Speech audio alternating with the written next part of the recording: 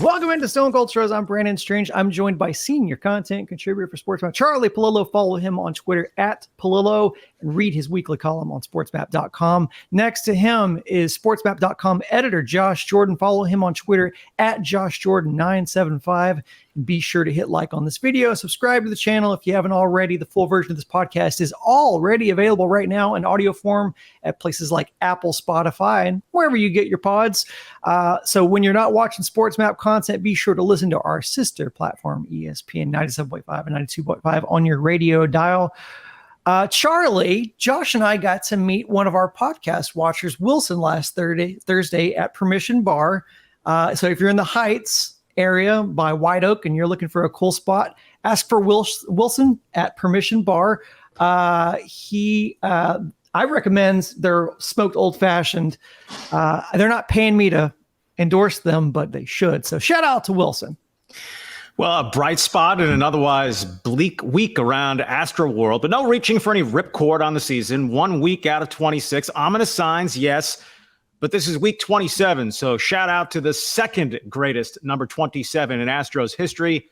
Altuve is number 1 sewn up, but the very underappreciated as a baseball player, the late great man, Bob Watson. That's right. I also like Glenn Davis at 27 and Tim Bogar, obviously, and then current broadcaster Jeff Blum, number 27, former number 27. So, guys, let's get into it. The Astros wrap that much talked about stretch of 17 straight games with a record of 9-8, losing 3 of their last 4 series. Let's get into some health updates real quick. We'll do it the good and the bad and the ugly style. The good is Michael Brantley swinging a bat, doing baseball activities. Dana Brown says he took swings with no discomfort. Quote, that's an exciting thing. He's actually playing catch and he's throwing. The bad, Yordan Alvarez. Dana Brown says his timeline is still up in the air and it's going to be another week before we even know how long it's going to be. And then the ugly, Lance McCullers has been shut down by all accounts, had an MRI. An announcement is supposedly to come. That's no bueno. If you had a stretch to get well, this window of games against the Nationals, Reds, and Mets would seem to be that stretch. So, guys, if you had a wish list of things that need to be corrected or turned around or happen to fix what ails the Astros right now, even though it is many, what's atop that list?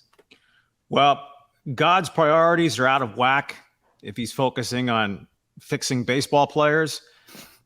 But to me, this revolves around Yordan Alvarez. I mean, frankly, who's not expecting to hear Lance McCullers isn't going to pitch this year? If Michael Brantley comes back, there's zero superstar potential. But Michael Brantley for 2 months is going to hit 350 with all kinds of power.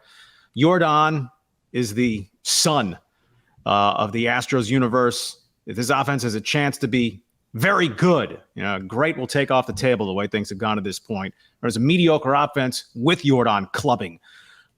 Without him, it pretty much has no chance. So secondarily to Yordan's health, Altuve getting and staying healthy and producing the rest of the way. Yeah, for me, it's just a little more consistency with the bats. Last time we were talking, Bregman, really getting hot, heating up. And now in his last 7 games, he's hitting 188, 6 hits in his last 7 games. So when we thought he was starting to take off, looks like he's getting a little cold again, at least for this past week. And Tucker, too. Tucker, 214 his last 7 games. So you lose Yordan, and then Bregman and Tucker just have a down week. So that really hurts your offense. They can be a little more consistent. I think that would help tremendously. Well, obviously, the stretch of 17 consecutive games is not just physically tolling, it is mentally tolling as well, which I think could be seen by the fielding errors and just the overall mental gaffes that were happening on defense. But we are seeing kind of a culmination, kind of a story being told, a narrative that's being written about Tucker out in right field. And we'd heard rumblings about it, how the advanced stats were kind of pointing at it. And we're seeing a little bit more of that now.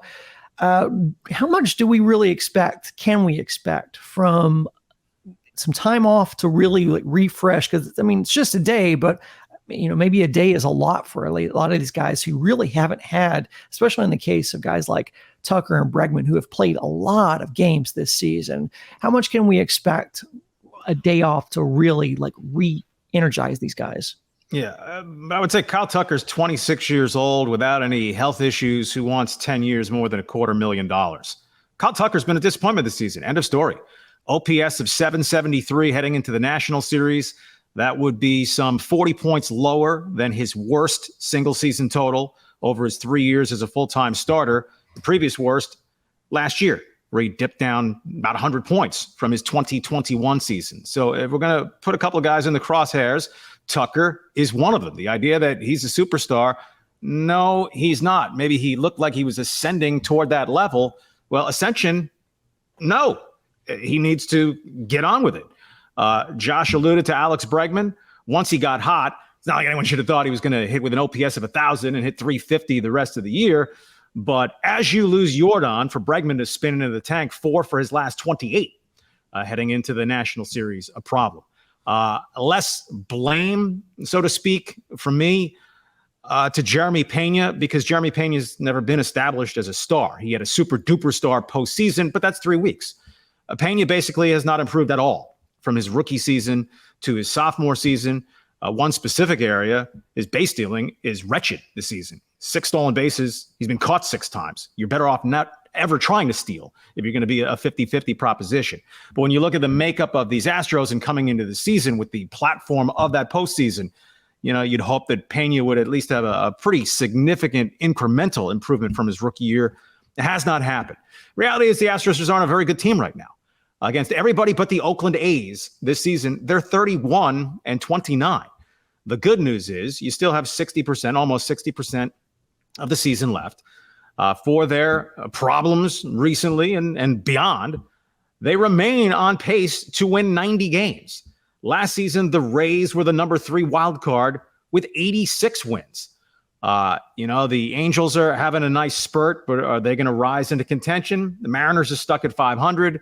The Brewers swept at home by the A's, but the A's are still garbage. The Astros have an advantage, watered down with the more balanced schedule this year.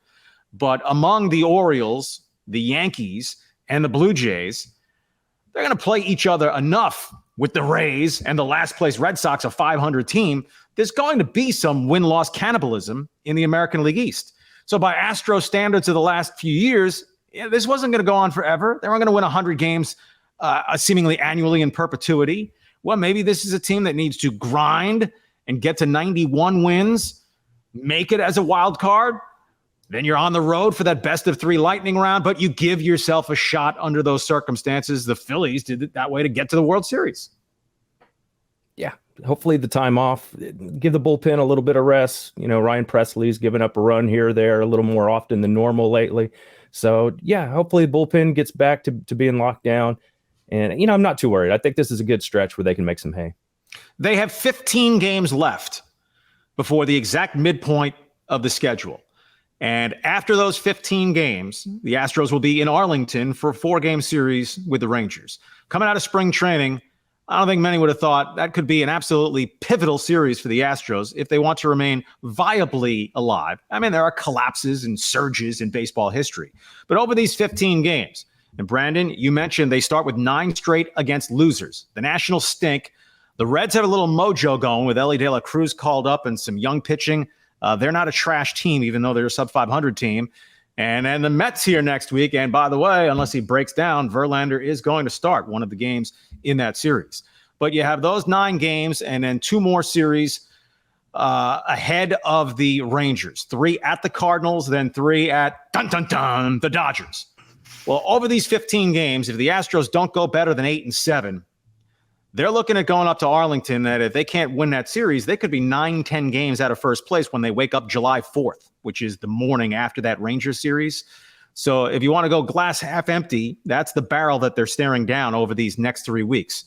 Conversely, maybe the Rangers are overdue to hit a bit of an air pocket, right? That they lost 2 out of 3 in St. Petersburg. Well, the Rays are clearly the best team in baseball. No shame in that for the Rangers. They are home this week, starting with 4 games against the Angels. But then they're on the road. They have a series at the Yankees. So maybe the Rangers encounter a little bit of a hiccup. But if they don't, and the Astros don't make some hay on this homestand, it will be code red when the Astros get to Arlington end of this month. Well, one of the things that we've been talking about on this podcast is how Belak and JP France have outperformed expectations being called up this season. That finally caught up with Belak. And up till this point, the focus has been on talk of trading for a bat, because you're like, hey, man, these guys are out there throwing a lot better than you would expect. You mentioned Verlander coming in. JP France through 7 games has better stats than Justin Verlander. He's pitched better than Justin Verlander this season so far. I don't expect that to hold up, but the numbers are the numbers at this point. But the focus has been on trading for a bat, but seeing Belak, kind of come back to reality and understand that, Lance McCullers probably isn't coming back now. Does the pendulum of urgency start to shift back towards maybe trading for a pitcher? Not for me. Clearly, it's the offense here. You look at the Rays and the Texas Rangers; they're first and third in OPS, respectively. So, Astros are sitting at 22nd. So it's the offense. The pitching's still good, and I mean, all those guys have struggled this past week. Christian Javier gave up 4 to the Guardians. Hunter Brown gave up 5 to the Twins. JP France 4 to the Twins, and you mentioned Belak there too, but he'd been pretty good up until that point. So you saw all the starters for the most part outside of Fromber just have a poor game in their last outing. So I'm not too concerned about that. And I know we're going to go back to the 5-man rotation. Looks like Belak will still be in it, but to me it's the offense. They got to hit the baseball better to compete. They still lead the major leagues in earned run average. So what in political speak would be, it's the offense stupid. Right? It's the economy stupid. I think they're pulling the wrong guy from the rotation. Not that one start meant, hey, Ronaldo Blanco should be your number 5. But Belak danced through raindrops. Still way too many base runners against him. And all right, he got nailed for it last start. But you can't pitch effectively in the major leagues with a whip over 1.5. JP France maybe was just a hiccup or regression to his career mean, where he walked 6 guys. That's not going to be playable over the long haul as more teams get more video and say, hey, you know what, we take a few pitches on this guy and he'll set up some innings for us. Mindful of the workload jumps from Javier and Hunter Brown. I know Fromber gave up the lead in Cleveland, but I mean, he is their rock. Offense. While the Astros were getting shut out in Cleveland to end that series, the Rangers and Rays were finishing up their 3-gamer. The Rangers and Rays each have 6 guys in their everyday lineup with an OPS over 800. With Yordan out, the Astros have 0. Now, when Jose Altuve settles back in, we'll presume he'll hurdle back over 800, but Altuve starts the week at 790. The Rangers and Rays have 6 guys over 800. The Rangers' 7th and 8th guys have OPSs better than every Astro other than Yordan and Altuve. The Rangers have outscored the Astros by more than 100 runs already this season. The Astros do not have a good offense. The Rangers have an historically great offense in the works. I threw this in the column the other day. Since 1950, one team in Major League Baseball, the 1999 Indians, Albert Bell, Manny Ramirez, and a whole bunch of other studs.